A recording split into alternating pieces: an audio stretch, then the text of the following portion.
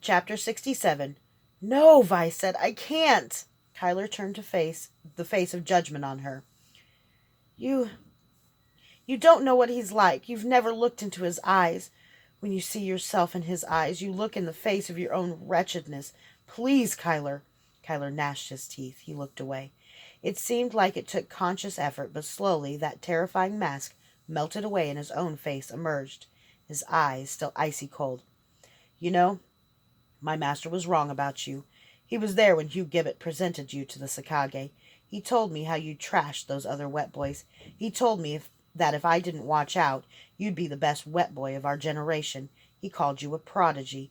He said that there wouldn't be 5 men in the kingdom who could beat you. But they didn't have to. You've beaten yourself. Durza was wrong. You aren't even in the same class as me. Fuck you. You don't know. Vi, this is what matters. If you're not with me now, it's all horse shit. As his eyes bored into her, she felt herself changing. She was angry at herself and at him and at herself again. She couldn't let Kyler down. She had never let anything be more important than herself. And now, in the blind stupidity of infatuation, it was more important that she have this man's respect than that she live. The infuriating thing was that it wasn't even a contest, and yet her weakness for Kyler was propelling her towards strength against the one she really should fear. Nysos. This was all too confusing. Fine, she practically spat. Turn your back. Got a dagger? Kyler asked as he turned. Shut up, you smug son of a bitch. Oh, brilliant, Vi. You realize you like him, so you insult him for helping you find your guts. She pulled off the dress and pulled on her wet boy tunic. She was being a real wench. Ah! She just had 8 emotions in the space of 3 seconds. Fine, she said. You can turn back around. I'm sorry for before. I was hoping to... What had she been hoping? To impress him? Entice him? To see the heat of desire in those cool eyes? To shock you, she said. You, succeeded. I know. She couldn't help but smile. You're not like any man I've ever known, Kyler. You've got this innocence about you. He scowled.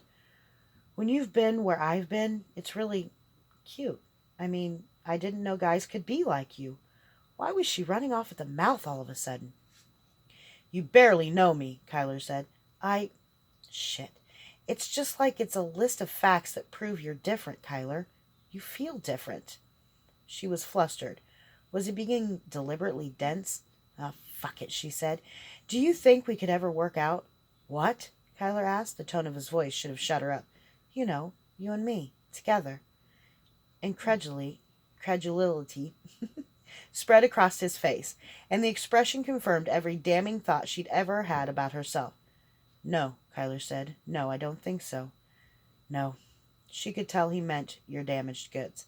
She shut up. Right, she said. Once a whore, forever a whore. Right, well, we've got work to do. I've got a plan.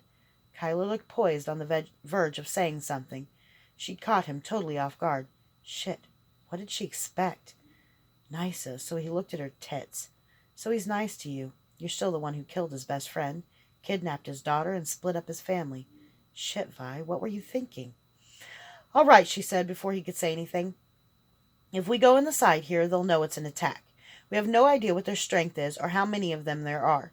But if I walk right in to report on you, well, your death, they won't suspect a thing. If you go in the side door, you can decide when to strike. As soon as I see Paley's go down, preferably starting with the king, I'll fight too, all right?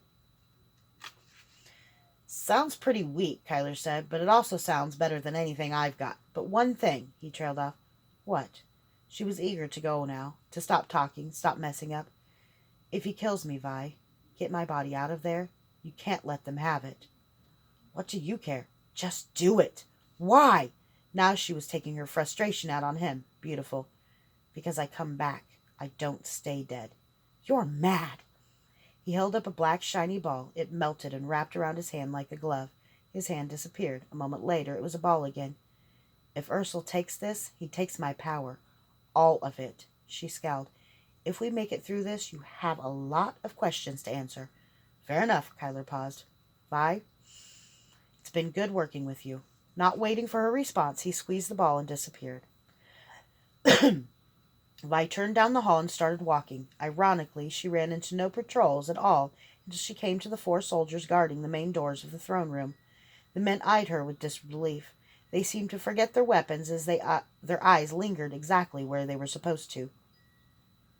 Tell the God King that Vi Savari has come to receive her reward.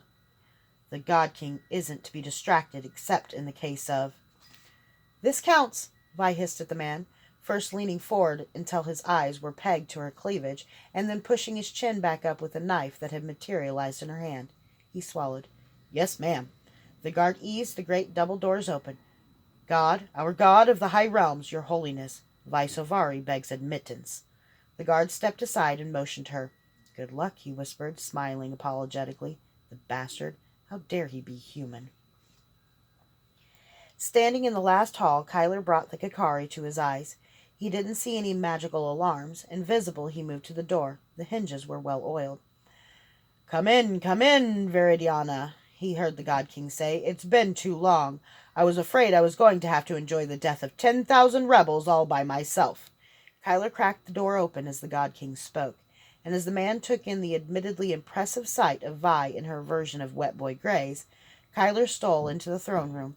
He slipped behind one of the enormous pillars supporting the ceiling. The servants' entrance he'd used opened near the base of the 14 steps to the dais. Ursel sat at the top of the steps in his black fireglass throne. In the center of the vast room was a rolling plain at the base of the mountains. There were tiny figures on each side of the plain, moving in concert. Kyler realized they were miniature armies, lined up in the dawn battle. It wasn't a painting or embroidery of a battle. It was a battle. 15,000 tiny figures strode across the plain. Kyler could even pick out flags of the noble houses. The Cenarian lines were forming up, following. Logan? Logan was leading the charge? Madness! How could Aegon let the king lead a charge? The great doors closed behind Vi as the God King waved her in. Kyler had never seen the man or even heard him described. He'd expected someone old and decrepit, swollen or sagging from a life of evil, but Gareth Ursel was an excellent help. He was perhaps 50, looking at least 10 years younger, and though he had the thick body and cool skin of a Caledonian Highlander, he had a fighting man's arms, a lean face with an oiled black beard, and a head shaven bald and gleaming. He looked like the kind of man who not only would shake your hand, but when he did, you'd find calluses in a firm grip. Don't mind the battle, the God King said. You can walk through it. It won't harm the magic. But be quick. The rebels are about to charge. It's my favorite part. Through the Kikari, however, Gareth Ursel was a miasma. Twisted, screaming faces streamed behind him like a cloud. Murder lay so thick on him it blotted out his features. Betrayals and rapes and casual tortures wreathed his limbs. Threaded through it all, that like noxious green smoke, was the Ver. It somehow fed off and deepened all that darkness, and it was so powerful it seemed to fill the room. As he stood behind the pillar, Kyler noticed a small group of the tiny men fighting 3 feet away from him. Off the battlefield proper, a big man was about to be ridden down by 4 Caledonian lancers. Except the man wasn't ridden down. In seconds he killed 3 lancers. There was something familiar about him. Fear Kassat? Kyler knew he should be trying to figure out a way to move without being seen, but he was wrapped in the drama unfolding silently inches away. The Syrian's parted leader came forward. Fear drew a sword that looked like a bar of fire. It stunned the Syrians. Fear and the leader fought for about half a second. The first time their swords crossed, there was a flash of light. The Syrian came away with the sword. What was that? God King said. What? Vi asked. Out of the way, girl! As Fear knelt before the Syrian. Knelt? Fear? The image of the battle suddenly spun around, putting the Caledonian lines at the base of the steps, and the Cenarian lines closer to the great doors. Gareth humped. Just some raiders. Kyler brought some of the Kikari to his fingertips, sharpened it into a claw, and tested it against the pillar. His fingers sank in like it was butter. He eased back on the magic and tried again until he was able to sink his fingers in and get a grip. This was going to be fun. He shook his head. It seemed that Kikari had no limitations, and that was just making Kyler more aware of his own. Kyler sent some of the Kikari to his feet, and climbed the pillar. There was a tiny hiss and a tingle of smoke at every step, but it was as effortless as climbing a ladder. Kyler reached the 50-foot ceiling in seconds. Figuring out how to adjust the claws to work on the ceiling took a few seconds, but then he was clinging to the throne room's high, vaulted ceiling like a spider. His heart was in his throat. He crept across the ceiling until he was directly above the throne, his body shielded from view by one of the arches, only his invisible head exposed. The God King gave a running commentary to Vi. "No," he was saying. "I don't know why the Cenarians are using that formation. Seems awfully open to me." Kyler watched upside down as the Cenarian ranks slammed into the Caledonian line. The first rank to hit them was thin. He wondered if they'd lost too many from the archers, but a few seconds later the next line slammed into them. The God King cursed. "Damn them. Brilliant, brilliant!" "What is it?" Vi asked. "Do you know why I made all this, Vi?" Heart pounding, Kyler released the ceiling with his hands and slowly uncurled upside down. He drew his daggers, hanging on the ceiling with his feet, bat-like. Gareth Ursel stepped directly beneath him. Then there was no fear, only calm certainty. Kyler dropped from the ceiling. One of the dark faces twisted and the miasma around the God King screamed. Green-black caltrops of verb burst in every direction from the God King. Kyler hit one, and they all exploded. The concussion blasted Kyler off course. He sprawled sideways, missing his landing, and tumbled down the stairs. He rolled across the landing and down the second flight. When he came to rest at the bottom of the stairs, his head was ringing. He tried to stand and promptly fell. "I made it because a god ought to have some fun. Don't you agree, Kyler?" Gareth smiled a predatory smile. He wasn't surprised. "So, Vi, you've done what you promised. You killed Jarl, and you brought Kyler to me." Kyler had trusted her. How could he have been so foolish? It was the second time he'd walked into a trap in this room. Inexplicably, he felt calm. He felt lethal. He hadn't come this far to fail. This kill was his destiny. "I didn't betray you, Kyler," Vi said in a small, desperate voice. "Oh, he put a spell on you that made you do it.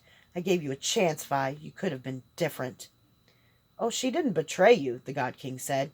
"You betrayed yourself." He pulled out 2 diamonds, each the size of his thumb. They were the ones that had held the monster downstairs together. Why else, or who else would have the physical prowess to snatch these but a wet boy? And who else could survive the magic but the bearer of the black Kakari? "I've known you were here for an hour." "So why are you going to reward her?" Kyler asked. "What? You want me to kill her too?" Kyler scowled. "I did until you said that." The God King laughed. "You're an orphan, aren't you, Kyler?" "No," Kyler said. He stood. His head was slowly clearing, and he could swear he could feel his body healing his bruises. "Oh, right. The Drakes. Magdalene told me all about that. She thought you'd save her. Sad. When you killed Hugh Gibbet, you really upset me, so I killed her." "Liar. Hugh's dead?"